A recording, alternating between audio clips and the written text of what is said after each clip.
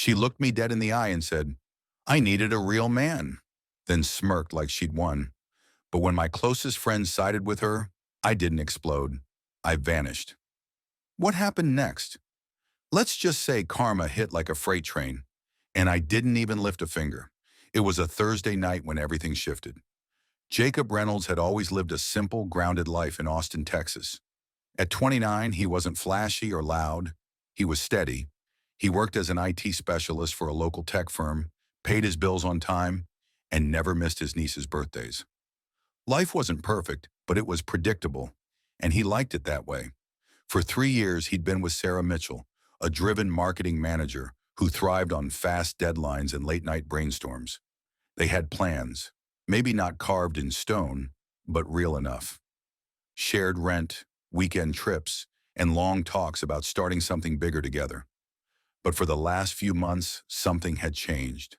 It began with things most people wouldn't notice. Sarah started coming home later. First it was, "Work's just nuts," then drinks with the team. Jacob didn't press her. She'd always been dedicated, and trust had never been an issue.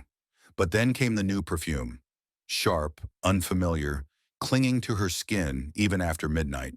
She'd laugh it off as a sample from a coworker. Clothes appeared in their shared closet.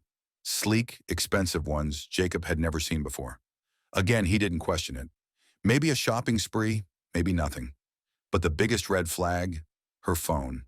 It was always on her now, never on the kitchen counter, never left charging in the living room. Locked, silent, face down. When it buzzed, she'd suddenly get very interested in whatever client needed her attention. If Jacob so much as looked in its direction, she'd change rooms. He wasn't possessive, never the jealous type. But something was off. Conversations with her felt partial, like she was somewhere else. The warmth in her voice was still there, but hollow, mechanical. He tried to chalk it up to stress. Maybe she was under pressure. Maybe it was just a phase. But part of him knew better. The moment of clarity hit when he saw a single message flash across her screen. He hadn't meant to look. He was sitting on the couch, half watching a documentary, when her phone, left unattended for once, lit up on the coffee table. The preview read, "I miss you already. Last night was..." Then the screen went dark. Just that one line. Jacob stared at the blank screen, his stomach turning. There was no work client behind a message like that, and there was no innocent way to finish that sentence. He didn't confront her that night. He waited, watched, paid attention. She came home 2 hours later, casually humming as she dropped her bag near the door and moved to the kitchen. She poured herself a glass of wine like nothing had happened, like everything was still intact. But Jacob wasn't the same anymore. He walked into the kitchen, leaned against the doorway, and asked calmly, "Who's Tyler?" She froze. Her hand trembled slightly, but she set the glass down carefully. Then she turned and gave him a look he'd never seen before. A smirk. "You caught me," she said, barely above a whisper. Her tone wasn't ashamed. It was triumphant. "Tyler's the guy I've been seeing for the last 2 months?" Jacob didn't speak. He didn't move. He just stared as she continued. "I needed more than you could give me, Jacob. Tyler's got drive. He's building something. You've been stuck in neutral for years." The words hit like punches, but it wasn't the content that hurt. It was the delivery. Flat, detached, like she was reading a performance review. He could have yelled, could have asked why, but he didn't. Instead, he asked one question. "Does Emma know?" Emma, one of their mutual friends, the one who introduced them, the one Jacob had trusted with everything. "Oh, she knows," Sarah said with a scoff. "Everyone knows. Jacob, people just don't say anything because they feel sorry for you. You're too comfortable, too stuck." He felt like he was watching a stranger speak through Sarah's face. Without a word, he pulled out his phone and opened the group chat with Emma and Ryan, another close friend. His fingers hovered for a moment, then typed, "Did you know about Tyler?" The replies came fast. Emma, "Look, you're a great guy, Jacob, but Sarah needs someone who matches her energy. Don't take it personally." Ryan, "We didn't want to hurt you, man. Maybe this is what you need to move forward." Move forward. Right. Jacob looked up from the screen. Sarah was watching him, her arms crossed, her expression unreadable. She was waiting for him to explode, waiting for the meltdown, the pleading, the drama.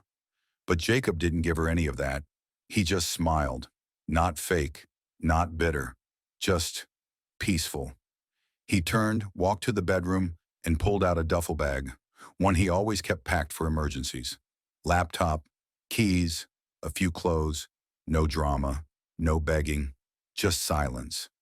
As he passed back through the kitchen, she called out, "Where are you going?" "Out," he said. "Keep the apartment. I'm sure Tyler can help with rent." Her voice rose behind him, something between shock and rage, but he didn't hear it. Outside, he turned off his phone. The buzzing didn't stop. He just stopped caring. Jacob spent his first night away in a quiet motel 20 minutes outside Austin. The owner, a retired Army vet named Pete, didn't ask many questions, just gave him a room key and a nod after hearing, "Had a rough week." That was enough. The room was plain. No distractions, no reminders. That was the point. Jacob didn't turn his phone back on for 2 full days. When he finally did, the flood began. 32 missed calls, 45 unread texts, most from Sarah, a few from Emma and Ryan, none from anyone he cared to hear from. He ignored every one of them, until he checked Instagram out of morbid curiosity. That's when things turned dark.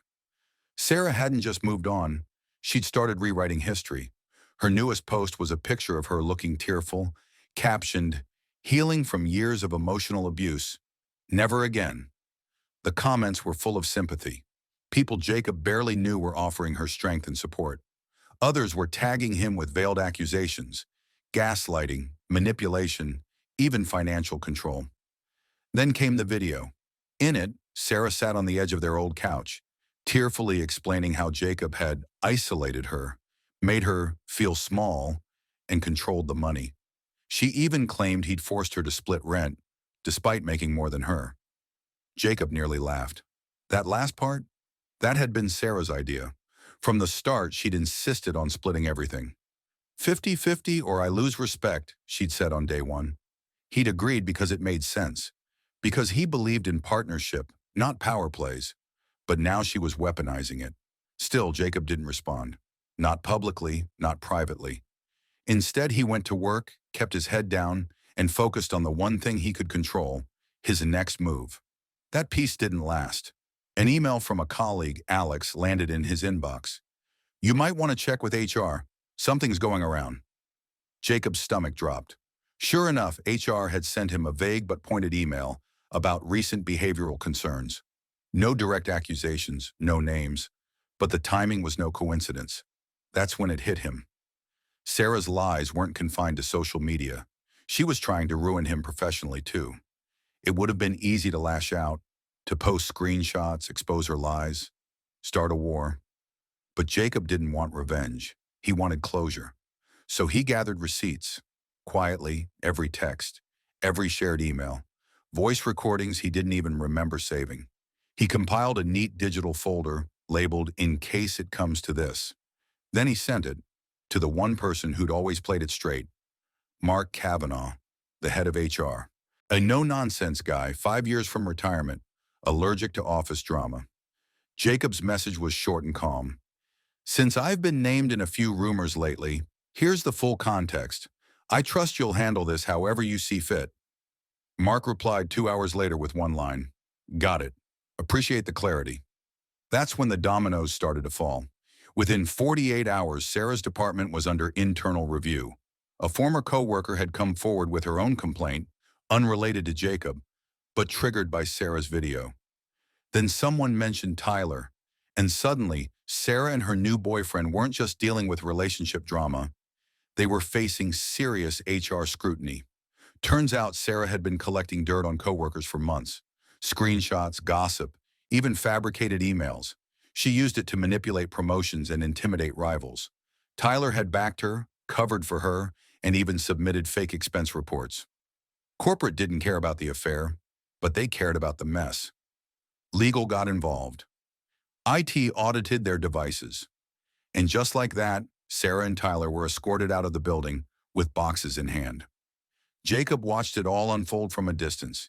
He didn't gloat, didn't post cryptic quotes or told you so updates. He stayed quiet, professional, focused. The friends who had backed Sarah, they started fading too. Ryan tried texting again, this time with a weak apology. Didn't know it would go that far, man. Hope you're good. Jacob didn't answer. Emma unfollowed him quietly, probably trying to avoid the fallout. She hadn't messaged him once since the break. Not after the accusations, not after the HR mess. Nothing. Good riddance. One night, sitting outside the motel with a cold drink and the Texas sky above him, Jacob let himself feel it. Not the betrayal, not the anger. The relief. He hadn't lost anything worth keeping. The apartment? Let Tyler deal with the lease. The friends? Never really friends. The job? Still his.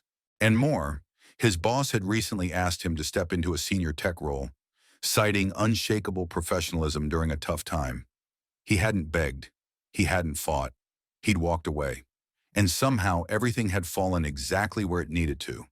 A week after Sarah and Tyler were terminated, Jacob returned to his apartment for the first time.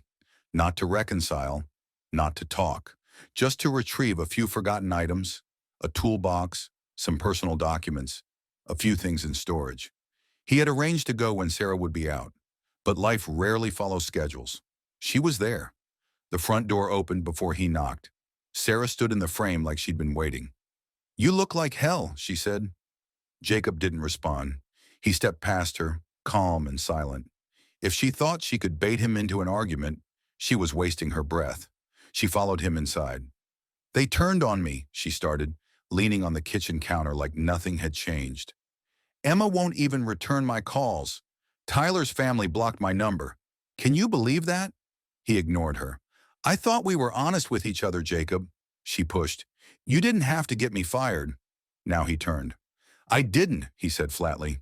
"Your actions did that." Sarah scoffed. "You sent that stuff to HR."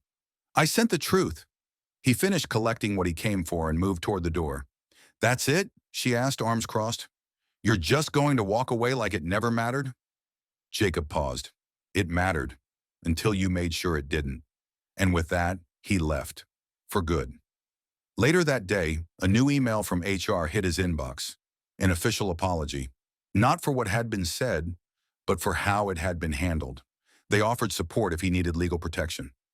Jacob declined. He didn't need a court battle. His name was clean, his record intact, and the people who mattered now knew the truth. But the fallout wasn't over. The company announced a series of internal audits. Tyler and Sarah's misconduct had revealed wider issues.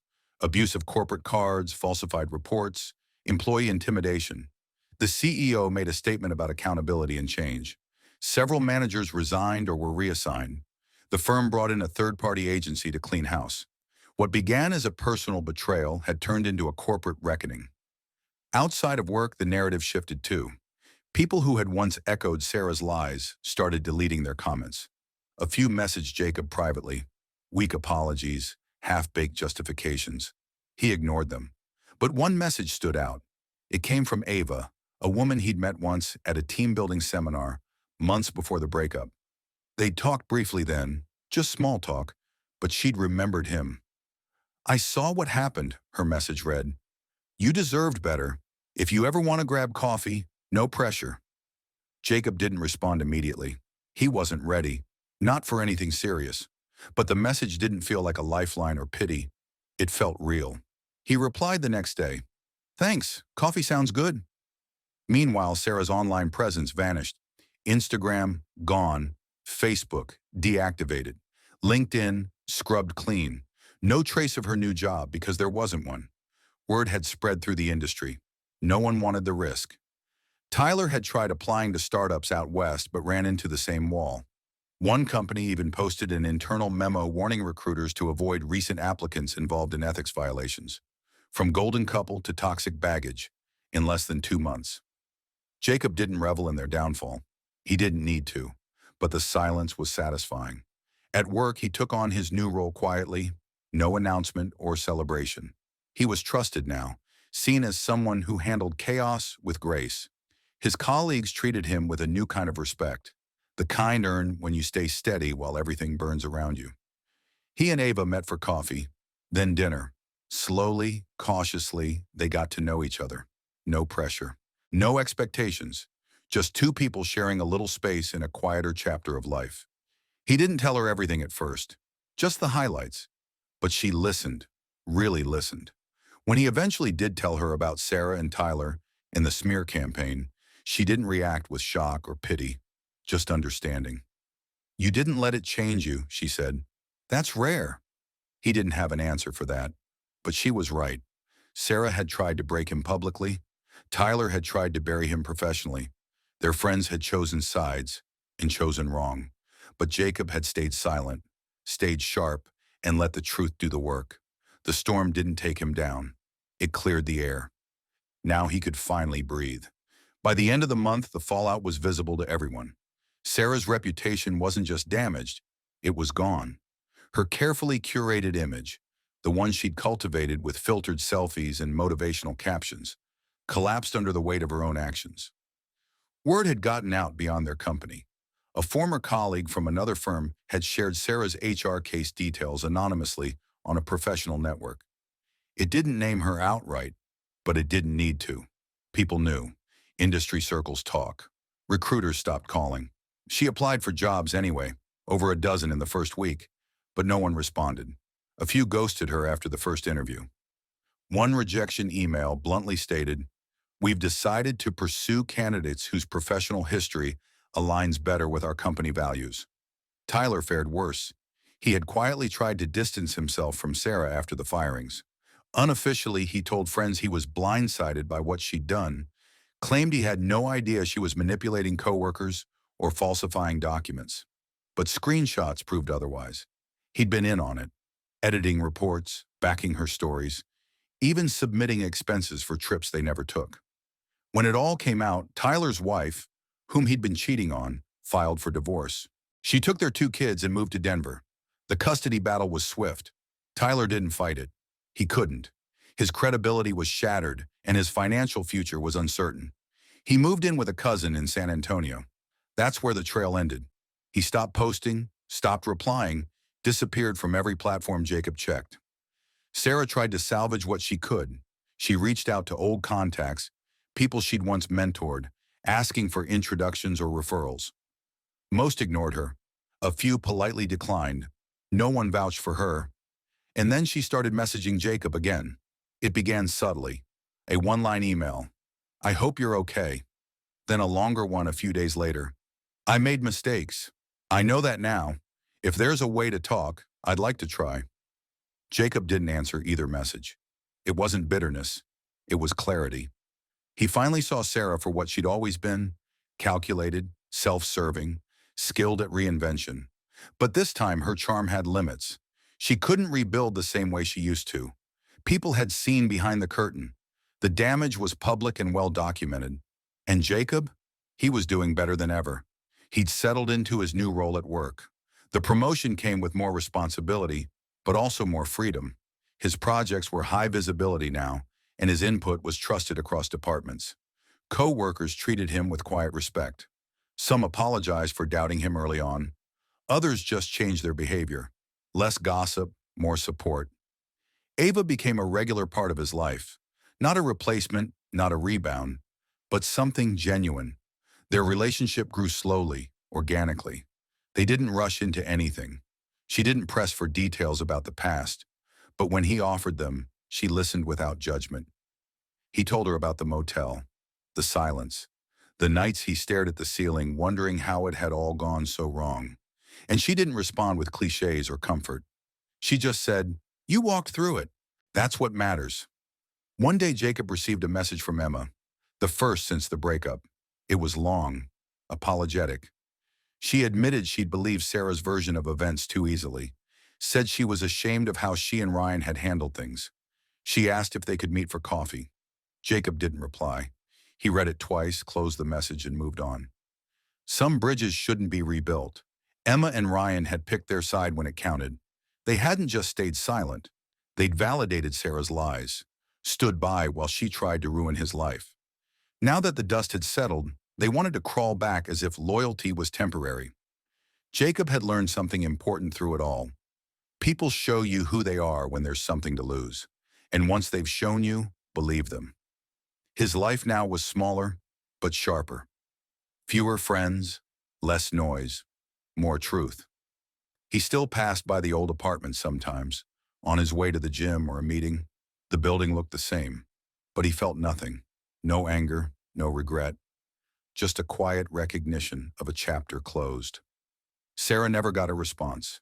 She eventually stopped trying. Tyler never resurfaced. Emma and Ryan faded into the background. And Jacob? He kept moving. The consequences didn't come by force or revenge. They came naturally, as they always do when people cross the line and think they won't get caught.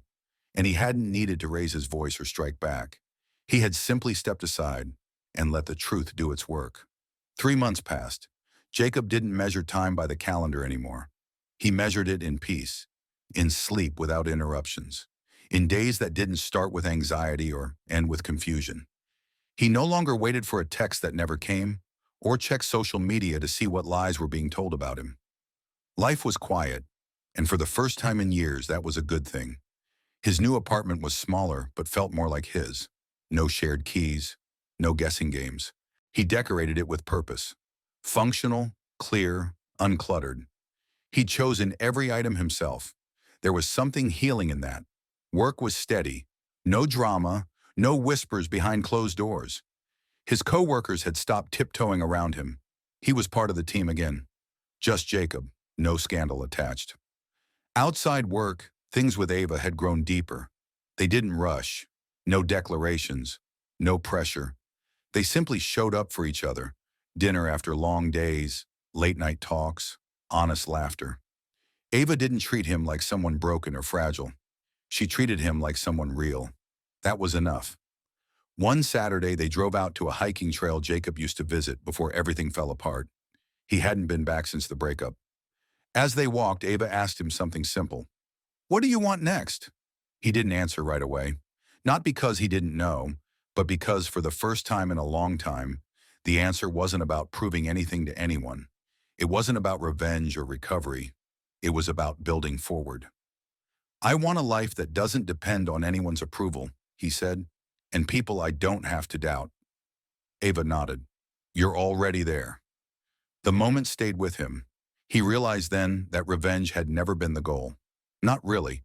He hadn't set out to destroy Sarah or expose Tyler. He hadn't orchestrated their downfall. All he'd done was tell the truth, quietly, precisely, and refused to let lies define him. That was enough. Sarah had disappeared from every platform. Word had it she was living with a relative out of state, jobless, in damage control mode. She hadn't resurfaced in any professional network Jacob followed. Her name came up now and then, mostly as a cautionary tale. People asking, "Hey, wasn't she the one who—" Tyler had gone radio silent. The only trace of him was an abandoned LinkedIn page and a few old photos people had stopped liking. Jacob no longer felt the need to check on them. Their lives were no longer his concern. Let them face their consequences. Emma and Ryan stayed out of contact. Whatever guilt they carried wasn't Jacob's to manage. They'd made their choices. He had made his. And that choice was this: to live with integrity, even when no one was watching. Especially then. He didn't need applause. He didn't need validation. The people who mattered, the ones still in his life, knew who he was. That was enough. One evening after finishing a major project at work, Jacob received a team-wide congratulatory email. His manager mentioned how his calm leadership had helped them navigate a chaotic quarter. There were no references to what he'd been through, no nods to the past, just recognition for the man he was now. That night, Jacob and Ava went out to dinner. No big celebration, just a toast. "To truth," she said, raising her glass. "To moving on," Jacob added. They clinked glasses and smiled. There's a misconception that revenge has to be loud, that justice comes in dramatic speeches or public shaming, but sometimes the loudest victory is the one where you say nothing, and everything still crumbles for those who tried to tear you down. Jacob didn't destroy Sarah or Tyler. They did that themselves.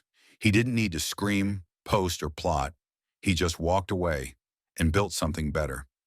In the end, the story wasn't about betrayal. It was about clarity, about learning who people are when it costs them nothing to lie, and who you become when you choose not to stoop to their level. And Jacob? He became someone stronger. Not because he fought fire with fire, but because he didn't. That's the kind of ending that lasts.